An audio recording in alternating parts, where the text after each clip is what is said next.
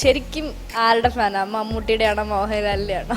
ഞാൻ ഇവരുടെ രണ്ടുപേരുടെയും ഫാനല്ല, എനിക്ക് ഇവരെ രണ്ടുപേരെ ഇഷ്ടമാണ്. എനിക്ക് പിന്നെ ഞാൻ ഫാൻ എന്ന് പറയുന്നത് ഇപ്പോൾ നിലവിൽ അതുവരെയും ശരിക്കും ഫഹദായിട്ട് നിന്നിട്ട് ആക്ഷൻ പറയുന്ന സമയമാകുമ്പോഴത്തേക്കും ഉള്ളൊരു ട്രാൻസ്ഫർമേഷൻ അതെന്ന് പറയുന്നത് ഭീകരമാണ്, ഒരു രക്ഷയില്ല. അപ്പോൾ നമ്മൾ ഇത്രയും നേരം നമ്മൾ കണ്ട ആളല്ല. കാരണം ചെന്ന ദിവസം രാവിലെ എന്നോട് പറഞ്ഞു, നീ പേടിക്കൊന്നും വേണ്ട, ഇപ്പോൾ ഇത്ര പേര് ഇവിടെ ഇരിക്കുന്നുണ്ട്, അപ്പോൾ അതിൻ്റെ കൂടെ നിന്നെ കൂടെ ഇരുത്തുകയുള്ളൂ, അതാണ് നിന്റെ ഫസ്റ്റ് ഷോട്ട് എന്നൊക്കെ പറഞ്ഞു. എന്നിട്ട് എനിക്ക് ആക്ഷൻ പറയുന്നത് തൊട്ട് മുമ്പാണ് പറഞ്ഞു, ലിജോ നീയാണ് ഇപ്പോൾ ക്ലോസിൽ, നിന്റെ ക്ലോസ് ആണ് എടുക്കുന്നതെന്ന് പറഞ്ഞു. അപ്പം ഞാനൊന്ന് ചെറുതായിട്ട് കിടുങ്ങി. ജിംസിക്ക് അവനെ ഇഷ്ടമാണ്, മഹേഷിനെ ഇഷ്ടമാണ് എന്ന് അറിഞ്ഞിട്ടുള്ള നിന്റെ റിയാക്ഷൻസ് ആണ്. അപ്പോൾ നീ ഇങ്ങനെ ചിരിച്ചാൽ മതി. പിന്നെ എന്നെ ചിരിപ്പിക്കാൻ കുറച്ച് പാടുപെട്ടു കേട്ടോ ദിലീഷേട്ടൻ. പിന്നെ ദിലീഷേട്ടൻ ഇവിടെ താഴെ ഇരുന്നിട്ട് ചിരിക്ക് ലിജോ ചിരിക്ക് അങ്ങനെ പറഞ്ഞുകൊണ്ടിരിക്കുക. അപ്പോൾ അത് കേട്ടിട്ട് ഞാൻ ചിരിക്കുകയാണ്.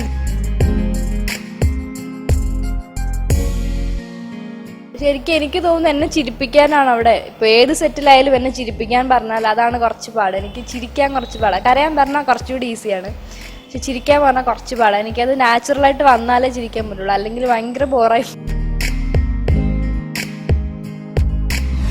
Hi India Glitz viewers, this is Lijo. നിങ്ങൾക്ക് എന്നെ കൂടുതൽ പരിചയം മഹേഷിൻ്റെ പ്രതികാരത്തിലെ സോണിയായിട്ടോ അല്ലെങ്കിൽ കട്ടപ്പനയിലെ ഋതിക് റോഷനിലേക്ക് അനിയോ ആയിട്ടായിരിക്കും. ഞാനിപ്പോൾ എൻ്റെ കുറച്ച് സിനിമാ വിശേഷങ്ങളൊക്കെ നിങ്ങളായിട്ട് പങ്കുവയ്ക്കാം. കുട്ടി ലാലേട്ടൻ ഫാനാണോ അതോ മമ്മൂട്ടി ഫാനാണോ? എന്നോട് എവിടെ ചെന്നാലും എല്ലാവരും ചോദിക്കുന്നതാണ്. ഇപ്പം ഈവൻ എനിക്ക് ഫേസ്ബുക്കിലാണെങ്കിലും ശരിക്കും ആരുടെ ഫാനാണ്? മമ്മൂട്ടിയുടെ ആണോ മോഹൻലാലിൻ്റെ ആണോ? ഞാൻ ഇവരുടെ രണ്ടുപേരുടെയും ഫാനല്ല, എനിക്ക് ഇവരെ രണ്ടുപേരെ ഇഷ്ടമാണ്. ഇവരുടെ ആക്ടിങ് എനിക്ക് രണ്ടുപേരുടേതും ഇഷ്ടമാണ്. അല്ലാതെ ഞാൻ അവരിൽ ഒരാളുടെ ഫാൻ അല്ല. ഞാൻ മമ്മൂട്ടി ഫാൻ അല്ല, മോഹൻലാൽ ഫാനും അല്ല. എനിക്ക് പിന്നെ ഞാൻ ഫാൻ എന്ന് പറയുന്നത് ഇപ്പോൾ നിലവിൽ ദുൽഖർ സൽമാനാണ്. എനിക്ക് ദുൽഖറിൻ്റെ ആക്ടിങ് ഭയങ്കര ഇഷ്ടമാണ്. ഇപ്പം മോഡേൺ മാത്രമല്ല, വളരെ ഹിസ്റ്റോറിക്കൽ ആയിട്ടുള്ള ക്യാരക്ടേഴ്സൊക്കെ ചെയ്തിട്ടുണ്ട്. അപ്പോൾ ചെയ്യുമ്പോൾ അത്ര ശ്രദ്ധിച്ചിട്ടാണ് ആൾ ചെയ്യുന്നതെന്ന് എനിക്ക് പലപ്പോഴും തോന്നിയിട്ടുണ്ട്. വളരെ നല്ലൊരു ബ്രില്യൻ്റ് ഒരു ആക്ടറാണ്. മീറ്റ് ചെയ്തിട്ടുണ്ടോ എപ്പോഴെങ്കിലും? ഇല്ല, ഇതുവരെ എനിക്ക് കാണാൻ പറ്റിയിട്ടില്ല. അയ്യോ വേണ്ട, കാണണ്ട, എനിക്ക് ഹാർട്ട് അറ്റാക്ക് വരും. ലാലേട്ടൻ ഫാനാ? അല്ല, മമ്മൂക്ക. ഞാൻ ലാലേട്ടൻ ഫാനാ. മമ്മൂക്ക് ഇപ്പം എന്നാ റോളുകളും ചെയ്യും. ഫഹദ് ഫാസിലുമായിട്ടുള്ള ഒരു ആക്ടിങ് എക്സ്പീരിയൻസ് ഒക്കെ എങ്ങനെ ഉണ്ടായിരുന്നു? ഫഹദ് ഫാസിൽ എനിക്ക് തോന്നുന്നു ഞങ്ങൾക്ക് അങ്ങനെ കോമ്പിനേഷൻ സീൻസ് ഇല്ല, പക്ഷേ ഞങ്ങൾ രണ്ടുപേരും ഏതായാലും ഒരേ ലൊക്കേഷനിലുണ്ടാവും. കോമ്പിനേഷൻ സീൻസ് വളരെ കുറവ്, ഒരു സോങ്ങിലോ മറ്റോ ഉള്ളൂ, അങ്ങനെയൊക്കെ മാത്രമേ ഉള്ളൂ. പക്ഷെ ഉള്ള സമയത്ത് എന്നൊക്കെ പറഞ്ഞാൽ അതുവരെയും ശരിക്കും ഫഹദായിട്ട് നിന്നിട്ട് ആക്ഷൻ പറയുന്ന സമയമാകുമ്പോഴത്തേക്കും ഉള്ളൊരു ട്രാൻസ്ഫർമേഷൻ അതെന്ന് പറയുന്നത് ഭീകരമാണ്, ഒരു രക്ഷയില്ല. അപ്പോൾ നമ്മൾ ഇത്രയും നേരം നമ്മൾ കണ്ട ആളല്ല. കാരണം നമുക്ക് പിന്നെ ആ ഷോട്ട് എടുക്കുന്ന സമയത്ത് കാണുന്ന ആൾ ഫഹദാണെന്ന് നമുക്ക് തന്നെ വിശ്വസിക്കാൻ പറ്റില്ല. ശരിക്കും മഹേഷ് തന്നെയാണ്.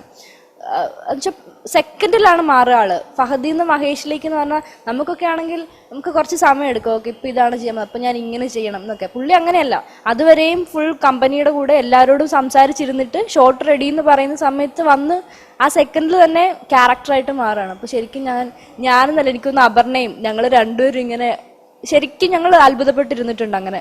കാരണം എനിക്കൊന്നും ഒരിക്കലും അങ്ങനെ പറ്റുമെന്ന് തോന്നുന്നില്ല. വളരെ ഫ്ലെക്സിബിൾ ആയിട്ടുള്ള ഒരു ആക്ടറാണ്. മഹേഷിന്റെ പ്രതികാരത്തില് ലിജോനെ കൊണ്ട് ചെയ്യിച്ച ഫസ്റ്റ് ഷോട്ട് ഏതാണെന്ന് ഓർമ്മയുണ്ടോ? സിനിമയിലെ എൻ്റെ ആദ്യത്തെ ഷോട്ട് എന്ന് പറയുന്നത് ഈ മഹേഷിന്റെ പ്രതികാരത്തിൽ ഒരു മരണ സീനുണ്ട്, ഒരു പാട്ടാണത്. അപ്പം അതിൽ ഞാൻ അപ്പനെ നോക്കി ചിരിക്കുന്ന ഒരു ഷോട്ടാണ്, അതായിരുന്നു എൻ്റെ ഫസ്റ്റ് ഷോട്ട്. അപ്പം ഞാൻ ചെന്ന ദിവസം രാവിലെ എന്നോട് പറഞ്ഞു, നീ പേടിക്കൊന്നും വേണ്ട, ഇപ്പോൾ ഇത്ര പേര് ഇവിടെ ഇരിക്കുന്നുണ്ട്, അപ്പോൾ അതിൻ്റെ കൂടെ നിന്നെ കൂടെ ഇരുത്തുകയുള്ളൂ, അതാണ് നിന്റെ ഫസ്റ്റ് ഷോട്ട് എന്നൊക്കെ പറഞ്ഞു. ഓക്കെ, ഞാൻ സന്തോഷിച്ചിരിക്കുക. അപ്പോൾ ഏതായാലും എൻ്റെ ക്ലോസപ്പ് ഒന്നും അല്ല വരാമെന്നൊക്കെ വിചാരിച്ചിരുന്നു. ഞാൻ എന്നെ കൊണ്ടേ അവിടെ ഇരുന്ന് കഴിഞ്ഞപ്പോൾ ഷോട്ട് തുടങ്ങുന്ന സമയപ്പോഴേക്കും എന്നോട് വന്ന് പറഞ്ഞു, നീ ഇങ്ങനെ ചെയ്താൽ മതി, നീ ഇപ്പോൾ അലൻഷറേട്ടനെ നോക്കി ചിരിച്ചാൽ മതി. അപ്പോൾ എനിക്കറിയില്ല എന്താ സംഭവം എന്നൊന്നും എനിക്ക് പറഞ്ഞു തന്നിട്ടില്ല, നീ ജസ്റ്റ് നോക്കി ചിരിച്ചാൽ മതി പറഞ്ഞു. നമ്മൾ ശരിയെന്ന് പറഞ്ഞു. എന്നിട്ട് എനിക്ക് ആക്ഷൻ പറയുന്നത് തൊട്ട് മുമ്പാണ് പറഞ്ഞു, ലിജോ നീയാണ് ഇപ്പോൾ ക്ലോസിൽ, നിന്റെ ക്ലോസ് ആണ് എടുക്കുന്നതെന്ന് പറഞ്ഞു. അപ്പം ഞാനൊന്ന് ചെറുതായിട്ട് കിടുങ്ങി, പക്ഷെ ഒന്നും ചെയ്യാൻ പറ്റില്ല, കാരണം എനിക്കിനി ആലോചിക്കാനൊന്നും സമയമില്ല. ചിരിച്ചോന്ന് പറഞ്ഞ് ഞാൻ നോക്കി ചിരിച്ചു. പക്ഷെ കഴിഞ്ഞിട്ട് അലൻഷറേട്ടനൊക്കെ പോയി കണ്ടിട്ട് എൻ്റെ അടുത്ത് വന്നിട്ട് അലൻഷറേട്ടൻ ആദ്യം വന്നിട്ട് എന്നോട് പറഞ്ഞു, നീ നന്നായി ചെയ്തു, നല്ല രസമുണ്ടടി നിൻ്റെ ആ ചിരി കാണാമെന്ന് പറഞ്ഞു. അപ്പം ഞാൻ വിചാരിച്ച് വെറുതെ പറയുന്നത്, അങ്ങനെയൊന്നും ആയിരിക്കില്ല. പക്ഷേ എൻ്റെ അച്ഛനോടും പോയി പറഞ്ഞു എന്ന് പറഞ്ഞു, നന്നായി ചെയ്തു അവള് ഫസ്റ്റ് ഷോട്ട് തന്നെ. അതും രസം എന്ന് പറഞ്ഞാൽ എൻ്റെ ഫസ്റ്റ് ഷോട്ട് ആദ്യത്തെ ആ ഫസ്റ്റ് ടേക്കിൽ തന്നെ ഓക്കെ ആയി. അപ്പോൾ എനിക്ക് കുഴപ്പമില്ല, എനിക്ക് കുഴപ്പമുണ്ടാവില്ല എന്ന് തോന്നി. അങ്ങനെ കുറച്ചൊരു കോൺഫിഡൻസ് ചെറുതായിട്ട് വന്നു. സൗബിൻ, അലൻസിയർ ഇവരൊക്കെ ആയിട്ടായിരുന്നല്ലോ കൂടുതൽ സീൻസും ഉണ്ടായിരുന്നത്. അവരൊക്കെ ആയിട്ടുള്ള ഒരു ആക്ടിങ് എക്സ്പീരിയൻസ് എങ്ങനെ ഉണ്ടായിരുന്നു? എനിക്ക് ഒരുപാട് ഇഷ്ടപ്പെട്ടു. ഒരുപാടെന്ന് പറഞ്ഞാൽ ഇപ്പോൾ സൗബിനേട്ടൻ ശരിക്കും സ്ക്രീനിൽ മാത്രമല്ല ഓഫ് സ്ക്രീനിലും പുള്ളി അതേപോലെ തന്നെയാണ് ആള്. അപ്പോൾ നമുക്ക് പ്രത്യേകിച്ച് ഡിഫറൻസ് ഒന്നും തോന്നില്ല സിനിമ കാണുമ്പോഴും. സൗബിനേട്ടൻ ഇങ്ങനെയാണ്, അപ്പോൾ സിനിമയിലും അങ്ങനെ ചെയ്തു എന്നേ ഉള്ളൂ. പക്ഷേ അലൻ ഷെറേട്ടൻ ശരിക്കും ഡിഫറെൻ്റ് ആണ്. അലൻ ഷെറേട്ടൻ കുറച്ചൊരു സീരിയസ് ഒരാളാണ്. പക്ഷേ നമ്മുടെ ഫിലിമിൽ ക്യാരക്ടർ എന്ന് പറയുമ്പോൾ ത്രൂ ഔട്ട് ഒരു കോമഡിയാണ്. അപ്പോൾ നല്ല രസമുണ്ടായിരുന്നു കണ്ടിരിക്കുക. എനിക്ക് തോന്നുന്നു ഈ സിനിമയിൽ കൂടെയാണ് അലൻ ഷെറേട്ടനെ ഒരുപാട് പേര് തിരിച്ചറിഞ്ഞത്. ഇപ്പം വളരെ തിരക്കുള്ളൊരു മനുഷ്യനും കൂടിയായി. സോണി നമ്മുടെ മുത്തല്ലേ? മഹേഷിന്റെ പ്രതികാരത്തിൽ എനിക്ക് തോന്നുന്നു ഏറ്റവും കൂടുതൽ പോപ്പുലർ ആയിട്ടുള്ള ഒരു ഡയലോഗാണത്. ഈ സീൻ ഷൂട്ട് ചെയ്യുമ്പോൾ ഉണ്ടായിരുന്നു അവിടെ? അത് ഷൂട്ട് ചെയ്യുമ്പോൾ ഞാനില്ല. പക്ഷെ എന്നോട് സൗബിനേട്ടൻ പറഞ്ഞു, അതിൻ്റെ പിറ്റേ ദിവസമായിരുന്നു എനിക്ക് ഷൂട്ട്. അപ്പോൾ സൗബിനേട്ടൻ പറഞ്ഞു, ഞങ്ങൾ തലേ ദിവസം നിന്നെക്കുറിച്ച് പറഞ്ഞ് കരയുന്നവരെ ഉണ്ടടി എന്നൊക്കെ പറഞ്ഞു എന്നോട്. അപ്പോൾ എനിക്ക് മനസ്സിലായില്ല, എനിക്കറിയില്ല. കാരണം എനിക്ക് ഫുൾ സ്ക്രിപ്റ്റ് വായിക്കാൻ കിട്ടിയിട്ടുണ്ടായിരുന്നില്ല. അപ്പോൾ ഞാനന്ന് ശരിക്കും കാണുന്നത് തിയേറ്ററിലാണ്. ഞാൻ ശരിക്കും കരയണോ, എനിക്ക് ഞാൻ ചിരിക്കുകയാണ് ചെയ്തത്. നല്ല കോമഡി ഒരു സാധനമാണ് വർക്കൗട്ട് ചെയ്തിരിക്കുന്നത്. എനിക്ക് ഒരുപാട് ഇഷ്ടപ്പെട്ടു. പക്ഷെ അന്നാണ് ഞാനത് അറിയുന്നത്. പക്ഷെ ആ ഒരു സെൻറ്റൻസ് ആളുകൾ ഇപ്പോഴും കൂടി ഒരുപാട് പേര് അത് പറയുന്നുണ്ട്. ഇപ്പം മെസ്സേജ് അയക്കാനാണെങ്കിലും എല്ലാം. എനിക്ക് കമൻസൊക്കെ അങ്ങനെയാണ്. ഇപ്പം എന്തെങ്കിലും ഫോട്ടോ കിട്ടാലും സോണി നമ്മുടെ മുത്തല്ലേ അങ്ങനെ പറഞ്ഞിട്ടാണ് ഈവൻ കമൻസ് പോലും എനിക്ക് വരാം. നിങ്ങളുടെ പ്രകാശിലെ സ്റ്റുഡിയോ എങ്ങനെയുണ്ട്? ഭാവനയാണോ? അടിപൊളിയാ. അതിലൊരു ഷോട്ട് ഉണ്ടല്ലോ, മഹേഷിനെ ജിംസിക്ക് ഇഷ്ടമാണെന്ന് അറിഞ്ഞ ശേഷം ബസ്സിൽ നിങ്ങൾ തമ്മിലുള്ള ഒരു സീൻ ഓർമ്മയുണ്ടോ? ഞാൻ പറഞ്ഞു, എനിക്ക് ഫുൾ സ്ക്രിപ്റ്റ് എനിക്ക് ജസ്റ്റ് കഥ എന്താണെന്ന് പറഞ്ഞതല്ലാതെ ഇപ്പം നമ്മൾ ഒരു ദിവസം പിറ്റേ ദിവസം എന്താണ് ഷൂട്ട് ചെയ്യാൻ പോണെന്നുള്ള ആരും അറിയില്ല, ആർക്കും പറയില്ല. സ്പോട്ടിൽ മാത്രമേ പറയുള്ളൂ. അപ്പോൾ പറയുമ്പോഴും ചിലപ്പോൾ നമുക്കറിയില്ല ഇത് എന്തുമായിട്ട് റിലേറ്റഡ് ആണ്, എങ്ങനെയാണ് റിലേറ്റഡ് ആവുക എന്ന് നമുക്കറിയില്ല. അപ്പോൾ എന്നോട് ഓക്കെ, പക്ഷെ അതിന് മാത്രം എനിക്ക് പറഞ്ഞു തന്നു, ഓക്കെ നീ ഇപ്പോൾ ജിംസിക്ക് അവനെ ഇഷ്ടമാണ്, മഹേഷിനെ ഇഷ്ടമാണ് എന്ന് അറിഞ്ഞിട്ടുള്ള നിൻ്റെ റിയാക്ഷൻസ് ആണ്. അപ്പോൾ നീ ഇങ്ങനെ ചിരിച്ചാൽ മതി പറഞ്ഞാൽ എനിക്ക് ദിലീഷ് ചേട്ടൻ എല്ലാം കാണിച്ചു തന്നു. അപ്പോൾ കുഴപ്പമില്ല, ബാക്കിൽ ഫുൾ ആളുകൾ നിൽക്കുകയാണ് ബസ്സിൽ, നീ ഇങ്ങനെ ചിരിക്ക്. പിന്നെ എന്നെ ചിരിപ്പിക്കാൻ കുറച്ച് പാട് പെട്ടു കേട്ടോ ദിലീഷ് ചേട്ടൻ. എനിക്ക് അങ്ങനെ ചിരിക്കാൻ പറ്റുന്നില്ല. പിന്നെ ദിലീഷ് ചേട്ടൻ ഇവിടെ താഴെ ഇരുന്നിട്ട് ചിരിക്കില്ല ചിരിക്ക് അങ്ങനെ പറഞ്ഞുകൊണ്ടിരിക്കുക. അപ്പോൾ അത് കേട്ടിട്ട് ഞാൻ ചിരിക്കുകയാണ് ചെയ്തത്. നല്ല രസമായിരുന്നു, നല്ല രസമായിട്ട് അത് പോയി. പിന്നെ അവർ കുറച്ച് പാട് പെട്ടു എന്നേ ഉള്ളൂ എന്നെ ചിരിപ്പിക്കാൻ. ആക്ട് ചെയ്തപ്പോൾ ചെയ്യാൻ ബുദ്ധിമുട്ട് തോന്നിയ കാര്യം എന്താണ്? ശരിക്കും എനിക്ക് തോന്നുന്നു എന്നെ ചിരിപ്പിക്കാനാണ് അവിടെ. ഇപ്പൊ ഏത് സെറ്റിലായാലും എന്നെ ചിരിപ്പിക്കാൻ പറഞ്ഞാൽ അതാണ് കുറച്ച് പാട്. എനിക്ക് ചിരിക്കാൻ കുറച്ച് പാടാണ്. കരയാൻ പറഞ്ഞാൽ കുറച്ചുകൂടി ഈസിയാണ്, പക്ഷെ ചിരിക്കാൻ പറഞ്ഞാൽ കുറച്ച് പാടാണ്. എനിക്കത് നാച്ചുറലായിട്ട് വന്നാലേ ചിരിക്കാൻ പറ്റുള്ളൂ, അല്ലെങ്കിൽ ഭയങ്കര ബോറായി പോകും. അപ്പോൾ അവിടെ എനിക്ക് തോന്നുന്നു ഇപ്പോൾ മഹേഷിൻ്റെ പ്രതികാരത്തിലായാലും ഇപ്പോൾ കട്ടപ്പനയിൽ അധികം ചിരിക്കേണ്ട വന്നില്ലാത്തതുകൊണ്ട് ഞാൻ രക്ഷപ്പെട്ടു. എനിക്ക് തോന്നുന്നു ഡബ്ബിങ്ങിനാണ് ഏറ്റവും കോമഡി. അഭിനയിക്കാൻ പോയാലും കുഴപ്പമില്ല, കാരണം ഡബ്ബിങ്ങിന് എന്നിട്ട് മഹേഷിൻ്റെ പ്രതികാരത്തിനാണ് അവർ ഏറ്റവും കഷ്ടപ്പെട്ടത്. എന്ന് വെച്ചാൽ എന്നെക്കൊണ്ട് ചിരിപ്പിക്കാൻ അവർ നോക്കി. എത്രയായിട്ട് എനിക്ക് ചിരി വരുന്നില്ല. അപ്പോൾ അതിന് വേണ്ടിയിട്ട് ആ സിനിമയിലുള്ള ഫുൾ കോമഡി സീൻസ് തന്നെ അവർ ഇട്ട് കാണിച്ചു തന്നുകൊണ്ടേ ഇരിക്കുക. ഞാൻ ചിരിക്കുന്നേ ഇല്ല. അവസാനം ഒക്കെ ഒരു ബ്രേക്ക് എടുത്ത് എല്ലാവരും കൂടെ പുറത്തിറങ്ങി കഴിഞ്ഞപ്പോൾ ആ സമയത്ത് ഈ മഹേഷിൻ്റെ പ്രതികാരത്തിൻ്റെ ട്രെയിലറും അതിൻ്റെ ഒരു റീമിക്സ് വന്നിട്ടുണ്ടായിരുന്നു. സ്പൈഡർമാൻ്റെ വിഷ്വൽസും മഹേഷിൻ്റെ പ്രതികാരത്തിൻ്റെ ഓഡിയോയും വെച്ചിട്ട് ഒരു സംഭവം വന്നിട്ടുണ്ട്. ഞാൻ കണ്ടിരുന്നില്ല. അപ്പോൾ എന്നോട് അതിൻ്റെ അസോസിയേറ്റ് ഡയറക്ടർ ഉണ്ട് മധുചേട്ടൻ എന്നോട് ചോദിച്ചു, നീ അത് കണ്ടോന്ന് ചോദിച്ചു. ഞാൻ പറഞ്ഞു കണ്ടില്ല. അപ്പോൾ നമുക്കൊരു കാര്യം ചെയ്യുന്നു പറഞ്ഞിട്ട് പുള്ളിയുടെ മൊബൈലിൽ ഇതെടുത്ത് ബാക്കിൽ അവിടെ റെക്കോർഡിംഗ് എല്ലാം സെറ്റ് ചെയ്തിട്ട് എല്ലാവരും പുറത്തിറങ്ങി നിന്നു. എന്നെ മാത്രം അകത്തേക്ക് കയറ്റി റെക്കോർഡിംഗ് സ്റ്റുഡിയോയിൽ കയറ്റി, നിനക്കിത് കണ്ടിട്ട് നിന്റെ ഹെഡ്സെറ്റും വെച്ചോളാൻ പറഞ്ഞു, നിനക്ക് ഇത് എന്നിട്ട് നീ തന്നെ പ്ലേ ചെയ്തോ, ഇത് കണ്ടിട്ട് നിനക്ക് ചിരി വന്നാൽ ചിരിച്ചോ എന്ന് പറഞ്ഞു. ഞാൻ പറഞ്ഞു ശരി. എന്നിട്ട് ഞാൻ കയറി, ബാക്കിൽ ആരുമില്ല, അവരെല്ലാം റെക്കോർഡിംഗ് എല്ലാം ഓൺ ആക്കിയിട്ടിട്ട് അവർ പുറത്തിറങ്ങി നിന്നു. അത് കണ്ടിട്ട് ഞാൻ ചിരിച്ചു. ആ ചിരിയാണ് റെക്കോർഡ് ചെയ്ത് ഫിലിമിലേക്ക് ഇട്ടിരിക്കുന്നത്. പക്ഷെ നമ്മുടെ ലാലേട്ടനുണ്ടല്ലോ, വർമ്മ നായരും മേനോൻ ഇത് വിട്ടൊരു കളിയില്ല. ടോപ്പ് ക്ലാസ് ഉള്ളി ഇതേ കണ്ടോ, നല്ലതല്ലേ? ഹണിബി 2.5 അതിലെ ക്യാരക്ടർ എന്താണ്? ഹണിബി 2.5 ഹണിബി 2ൻ്റെ ലൊക്കേഷനിൽ നടക്കുന്ന ഒരു കഥയാണ്. അതിൽ ഷൈജു അന്തിക്കാടാണ് അതിൻ്റെ ഡയറക്ടർ. കഥ ലാൽ സാറിൻ്റെതാണ്. അതിൽ എൻ്റെ ഹീറോ അസ്കർ അലിയാണ്, ആസിഫ് അലിയുടെ ബ്രദർ. അപ്പോൾ അവൻ്റെ ഫസ്റ്റ് മൂവിയും കൂടിയാണ്. അപ്പോൾ അതിൽ എൻ്റെ ലുക്ക് അത്യാവശ്യം ഇപ്പം എന്നെ കാണുന്ന പോലെ തന്നെയൊക്കെ ഉണ്ടാവും. ഏതായാലും നാടനല്ല, ഭയങ്കര മോഡേണും അല്ല, എന്നാലും എന്നെ ആളുകൾ തിരിച്ചറിയുമെന്ന് തോന്നുന്നു. ഇതുവരെ എന്നെ ഏതായാലും ആളുകൾ തിരിച്ചറിയാൻ തുടങ്ങിയിട്ടില്ല. എൻ്റെ അപ്പിയറൻസിൽ തന്നെ മാറ്റമുണ്ട്. ഇപ്പോൾ ശരിക്കും എനിക്ക് ഞാനുമായിട്ട് റിലേറ്റ് ചെയ്യാൻ പറ്റും അപ്പിയറൻസിൻ്റെ കാര്യത്തിൽ. പിന്നെ അതിൽ എൻ്റെ ക്യാരക്ടർ എന്ന് പറയുന്നത് ഭാവനേച്ചിയുടെ പേഴ്സണൽ ടച്ചപ്പ് ഗേൾ ആയിട്ടാണ് എൻ്റെ ക്യാരക്ടർ. അപ്പോൾ അതിൽ അസ്കറിൻ്റെ ക്യാരക്ടർ എന്ന് പറയുന്നത് ഹണിബി 2ൻ്റെ ലൊക്കേഷനിൽ ചാൻസ് തേടി വരുന്നൊരു ചെക്കൻ. അങ്ങനെയാണ്, അതാണ് ഞാൻ പറഞ്ഞത്. ഇപ്പോൾ ഈ ബിഹൈൻഡ് ദ സീൻസിലുള്ള ഒരു ഗ്രൂപ്പ് ഓഫ് പീപ്പിൾ, അവരുടെ സ്റ്റോറിയാണ് ശരിക്കും ഹണിബി 2.5. നന്നായി വരും എന്നാണ് പ്രതീക്ഷ. ഹണീബി 2.5 ലാൽ സാറുണ്ട്, സാറിൻ്റെ മകനുണ്ട്, അവരുടെ വീട്ടിലാണ് ഷൂട്ട്. അതുപോലെ തന്നെ ആസിഫ് അലി ഉണ്ട്, ആസിഫിൻ്റെ ബ്രദർ ഉണ്ട്. എങ്ങനെയുണ്ടായിരുന്നു പൊതുവെ ലൊക്കേഷൻ? എല്ലാവരും ഫ്രണ്ട്ലി ആയിരുന്നോ? ശരിക്കും ഞാൻ വിചാരിച്ചത് ആസിഫ് അലിയുടെ ബ്രദർ ആണ് അസ്കർ അലി എന്ന് കേട്ടപ്പോൾ എനിക്ക് ചെറിയൊരു ടെൻഷൻ ഉണ്ടായിരുന്നു. ഓക്കെ, അവർക്കെല്ലാവർക്കും പരസ്പരം അറിയാം, അങ്ങനെ ഞാൻ വിചാരിച്ചത്.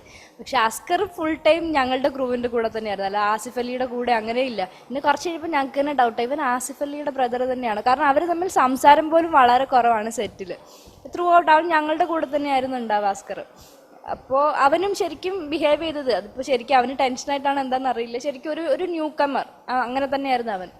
പിന്നെ ലാൽ സാർ ഞങ്ങൾക്ക് ഭയങ്കര റെസ്പെക്ട്, ഞങ്ങൾക്ക് പേടിയാണ്. അപ്പം ഞങ്ങളെല്ലാവരും ചാടി എണീക്കും അങ്ങനെയൊക്കെയായിരുന്നു. പക്ഷേ ലാൽ സാർ ആണെങ്കിലും വളരെ കൂടുതൽ ഞങ്ങളോട്, എന്നെയും അസ്കറിനെന്ന് പറഞ്ഞാൽ ഞങ്ങളെ 2 ചെറിയ പിള്ളേരെ പോലെയൊക്കെയാണ് കെയർ ചെയ്ത് കൊണ്ടുപോകുന്നത്. പിന്നെ അവരും തിരക്കിലായിരിക്കും, അവരുടെ ഷൂട്ട് പാരലായിട്ട് നടക്കുന്നത് കൊണ്ട് അവരെല്ലാവരും തിരക്കിലാണ്. അപ്പം എന്താ പറയുക, നമ്മളുമായിട്ട് ഇപ്പോൾ ബ്രേക്കിൻ്റെ സമയത്തൊക്കെയാണ് മിണ്ടുക, അങ്ങനെയൊക്കെ ഉള്ളൂ. പക്ഷെ കുഴപ്പമൊന്നുമില്ല, ഞങ്ങൾ ശരിക്കും ഞങ്ങളുടെ ടീമിൻ്റെ കൂടെ തന്നെയായിരുന്നു, അവർ ശരിക്കും അവരുടെ ഒരു ടീമായിട്ട് വർക്ക് ചെയ്ത് പോയി, കുഴപ്പമൊന്നും ഉണ്ടായില്ല എല്ലാവരും. പക്ഷെ ശരിക്കും പറഞ്ഞാൽ നമുക്ക് 2 ടീമാണെങ്കിലും ഫുൾ ടൈം കൂടെ ആയതുകൊണ്ട് ഒരു വലിയൊരു ക്രൂവിൻ്റെ കൂടെ നമ്മൾ ഷൂട്ട് ചെയ്ത് പോകണ ഒരു ഫീലായിരുന്നു ഉണ്ടായിരുന്നത്.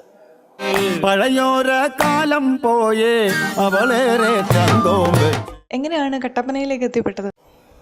കട്ടപ്പനയിൽ ഋതിക് റോഷനിലേക്ക് എന്നെ വിളിച്ചത് റോഷൻ ചേട്ടനാണ്, അതിൻ്റെ പ്രൊഡക്ഷൻ കൺട്രോളർ.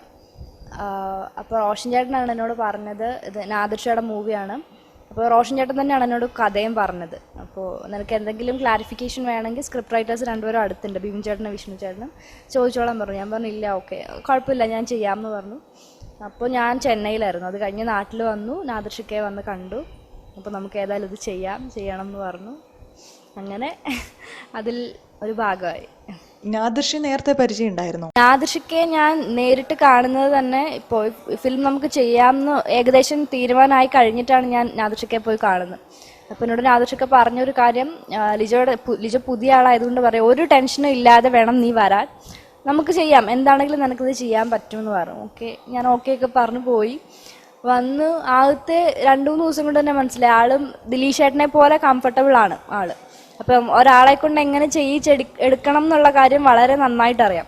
ഇപ്പോൾ നാദിർഷയ്ക്കയുടെ കാര്യം പറയുകയാണെങ്കിൽ അതിൽ മ്യൂസിക് ഡയറക്ടറും നാദിർഷയ്ക്കയാണ്, അതുപോലെ ലിറിക്സ് മുഴുവൻ എന്നല്ല, പക്ഷെ എന്നാലും ഓൾമോസ്റ്റ് എല്ലാത്തിലും കൈവച്ചിട്ടുണ്ട് നാദിർഷയ്ക്ക. അപ്പോൾ അങ്ങനെയുള്ള ഒരാളായിട്ടും കൂടി വളരെ കൂളായിട്ട് ദിലീഷ് ചേട്ടനെയൊക്കെ പോലെ വളരെ ഈസി ആയിട്ട് എല്ലാം ഹാൻഡിൽ ചെയ്ത് കൊണ്ടുപോകാൻ പറ്റും. എനിക്ക് ആ സെറ്റിലും വഴക്കൊന്നും കേൾക്കേണ്ടി വന്നിട്ടില്ല, എനിക്കെന്നല്ല, അവിടെ ഇപ്പോൾ നാദിർഷയ്ക്കാണെങ്കിൽ അവിടെ ആരെയും വഴക്ക് പറയുന്നൊന്നും ഞാൻ കേട്ടിട്ടില്ല. ഇപ്പോൾ നമുക്കൊരു കാര്യം ചെയ്യാൻ പറ്റുന്നില്ലെങ്കിൽ അടുത്ത് വന്നിട്ട് പറയും നീ ഇങ്ങനെ ചെയ്ത് നോക്കാം, അപ്പോൾ ഓക്കെ നിനക്ക് ബെറ്റർ ആവും.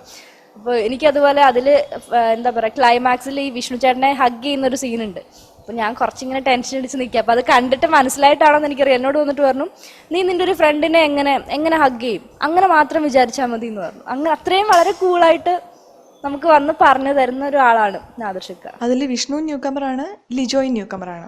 എങ്ങനെ ഉണ്ടായിരുന്നു നിങ്ങൾക്ക് 2 പേർക്കും ആ ഒരു സെറ്റും കാര്യങ്ങളും ഒക്കെ എങ്ങനെയാണ് അനുഭവപ്പെട്ടത്? വിഷ്ണു ചേട്ടൻ ന്യൂ കമർ എന്ന് പറയാൻ പറ്റില്ല, സിനിമയിൽ വന്നിട്ട് ഒരുപാട് നാളായി, പക്ഷെ നായകനായിട്ട് ആദ്യത്തെ മൂവിയാണ്. അപ്പോൾ ഞാൻ ആദ്യത്തെ ദിവസമൊക്കെ വിചാരിച്ചു ഓക്കെ കുറച്ച് ജാടയായിരിക്കും എന്ന് വിചാരിച്ചു. പക്ഷെ ഞാൻ അവിടെ ഏറ്റവും അധികം കൂട്ടായതും വിഷ്ണു ചേട്ടനുമായിട്ടാണ്. വിഷ്ണു ചേട്ടൻ ശരിക്കും ഞാൻ വിചാരിച്ചു ഓക്കെ നമ്മൾ കുറേ കോമഡിയൊക്കെ അങ്ങനെയൊക്കെ പറഞ്ഞ് നടക്കുന്ന ഒരാളാന്നൊക്കെയാണ് വിചാരിച്ചത്. പക്ഷെ അങ്ങനെയല്ല, ആൾ കുറച്ച് സീരിയസ് ഒക്കെയാണ്, പക്ഷെ വളരെ കെയർ ചെയ്യും, നമ്മൾ വളരെ കെയർ ചെയ്ത്. ഇപ്പം ഞാൻ ഒറ്റയ്ക്കിരിക്കുകയാണ്, ഞാൻ ടെൻഷനിലിരിക്കുകയാണെന്നൊക്കെ തോന്നിയാൽ വന്ന് സംസാരിക്കും, അങ്ങനെയൊക്കെ ചെയ്ത് എനിക്ക് വളരെ കംഫർട്ടബിൾ ആയിരുന്നു. അപ്പം വിഷ്ണു ചേട്ടൻ്റെ കൂടെ അതുകൊണ്ട് എന്തെങ്കിലും കോമ്പിനേഷൻ സീൻസ് ഒക്കെ വരുമ്പം അല്ലെങ്കിൽ എനിക്കിങ്ങനെ പറഞ്ഞിരുന്നു നീ ഇങ്ങനെ ചെയ്ത് നോക്കാം. പിന്നെ സ്ക്രിപ്റ്റ് റൈറ്ററും കൂടി ആയതുകൊണ്ട് പുള്ളിയുടെ മനസ്സിലൊരു ഐഡിയ ഉണ്ട്. അപ്പോൾ കനി എങ്ങനെയായിരിക്കണം, കനി എങ്ങനെ ബിഹേവ് ചെയ്യണം എന്നൊരു ഐഡിയ വിഷ്ണു ചേട്ടനും ഉണ്ട്. അപ്പോൾ എനിക്കതിങ്ങനെ കറക്റ്റായിട്ട് എനിക്ക് പറഞ്ഞു തന്നുകൊണ്ടിരിക്കും. അപ്പോൾ വളരെ ഹാപ്പി ആയിരുന്നു ഞാൻ.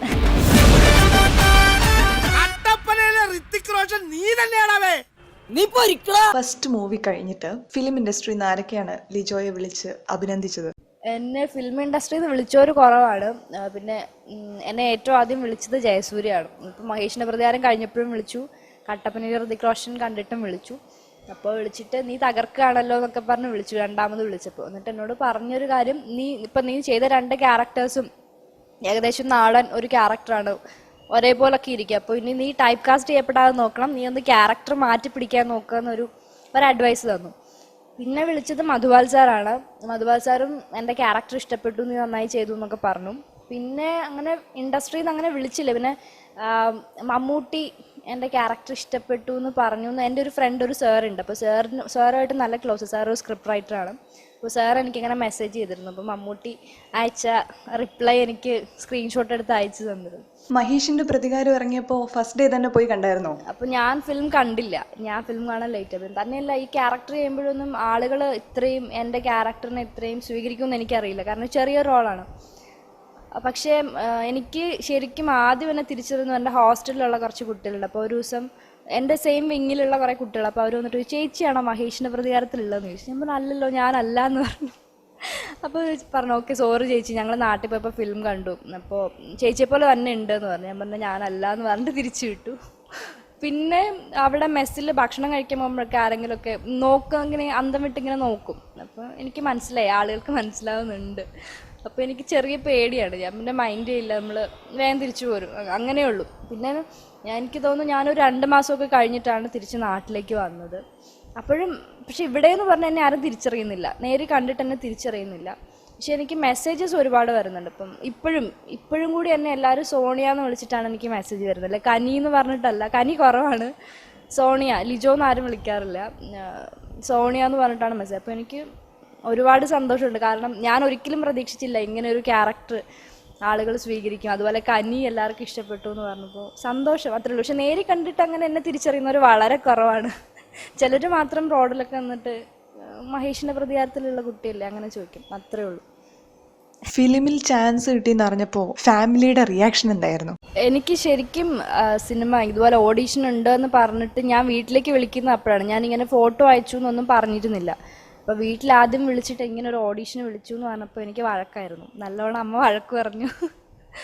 അപ്പോൾ എനിക്ക് കുറച്ച് വിഷമമൊക്കെ ആയിരുന്നു. പക്ഷേ സിനിമ ഇറങ്ങിക്കഴിഞ്ഞപ്പോൾ ഇപ്പോൾ അവരാണ് ഏറ്റവും ഹാപ്പി ആയിട്ടിരിക്കുന്നത്. അച്ഛനായാലും അമ്മയായാലും അനിയത്തിയായാലും വളരെ ഹാപ്പിയാണ്.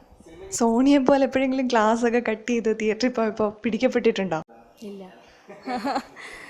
ഇല്ല, ഞാൻ ഒറ്റയ്ക്ക് അങ്ങനെ സിനിമ കാണാറുണ്ട്, പക്ഷെ കുറവാണ്. പക്ഷെ ഇതുപോലെ അങ്ങനെ ആരുടെയും അടുത്ത് നിന്ന് പിടിക്കപ്പെട്ടിട്ടില്ല.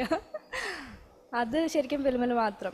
സോണിയുടെ ക്യാരക്ടറും ലിജോയുടെ ക്യാരക്ടറും തമ്മിലുള്ള സിമിലാരിറ്റീസും ഡിഫറൻസും ഒക്കെ എന്താണ്?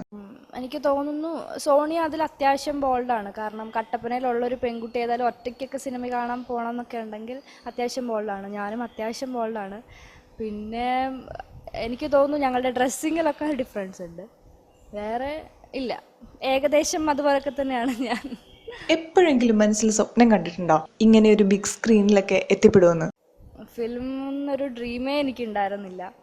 എനിക്ക് ശരിക്കും കോളേജ് ലെക്ചറർ ആവാനായിരുന്നു താല്പര്യം. ഇപ്പോഴും അത് തന്നെയാണ് താല്പര്യം. അതാണ് ഞാൻ പറഞ്ഞത്, എനിക്ക് PhD എടുക്കണം, അങ്ങനെ പോകാൻ തന്നെയാണ്. അപ്പോൾ ഇത് എൻ്റെ ഒരു വഴിയാണെന്ന് എനിക്കിപ്പോഴും തോന്നിയിട്ടില്ല. പിന്നെ നല്ല ക്യാരക്ടേഴ്സ് വന്നു ചെയ്തു, അത്രേ ഉള്ളൂ. അല്ലാതെ ഇതിൽ തന്നെ നിൽക്കണം എന്ന് തീരുമാനിച്ചിട്ടില്ല. ലിജോയ്ക്ക് ആക്ടിങ് അല്ലാതെയുള്ള എക്സ്ട്രാ കരിക്കുലർ ആക്ടിവിറ്റീസ് എന്തൊക്കെയാണ്? എനിക്ക് എക്സ്ട്രാ കരിക്കുലർ ആക്ടിവിറ്റീസ് ഒന്നുമില്ല. എനിക്ക് തോന്നുന്നു അല്ല, സ്പെഷ്യലായിട്ട് എടുത്തു പറയേണ്ടത് എനിക്ക് ഡാൻസ് അറിയില്ല. സാധാരണ സിനിമയിൽ വരുന്നവർക്കൊക്കെ ഡാൻസ് അറിയുന്നുണ്ടാവും, എനിക്ക് ഡാൻസ് അറിയില്ല. ഞാൻ ഡാൻസ് ഇതുവരെയും ചെയ്തിട്ടില്ല. അപ്പം ഞാൻ എല്ലാ ഫിലിം തുടങ്ങുമ്പോഴും ആദ്യം പറയുന്ന കാര്യം ഡയറക്ടറോട്, എനിക്ക് ഡാൻസ് അറിയില്ല, അതുകൊണ്ട് ദയവേത് ഡാൻസൊന്നും തരരുത്, അതെല്ലാത്തിലും പറയാറുണ്ട്. വേറെ ഇപ്പോൾ എക്സ്ട്രാ കരിക്കുലർ ആക്ടിവിറ്റീസ് ഒന്നുമില്ല.